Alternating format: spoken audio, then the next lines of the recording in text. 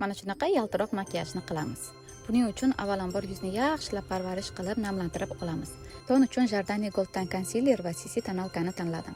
Bu yuzingizga tabiiy yaltirashni beradi va xuddi yuzingizda tonalka surilmaganday tabiiy qilib ko'rsatadi. Yuzimizni yaxshilab ton bilan tayyorlab olganimizdan keyin esa makiyajga bemalol o'tishimiz mumkin.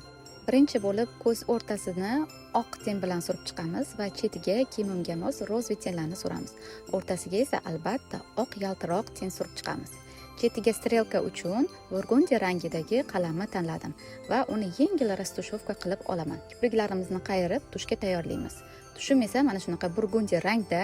Bugungi makiyajim kiyimimga mos bo'lishi uchun shu tushni tanladim. Baho bering. Rumyana bilan yanoqlarimizni yengilgina qizartirib olamiz. Undan keyin esa highlighterni tanlab, yanoqlarimizga, qoshimizning tegiga va burnimizga yaltiroq qilsak, yuzimiz chiroyli yaltirab turadi. Albatta ko'z o'rtasiga ham surish esingizdan chiqmasin. Pomada esa meni sevimli rangim. Surganimizdan keyin kistichka yordamida chetlarida konturlarni chizib tekislab olamiz. Mana baho bering, sizga yoqdimi? Keyingi makiyaj esa mat tonda bo'ladi.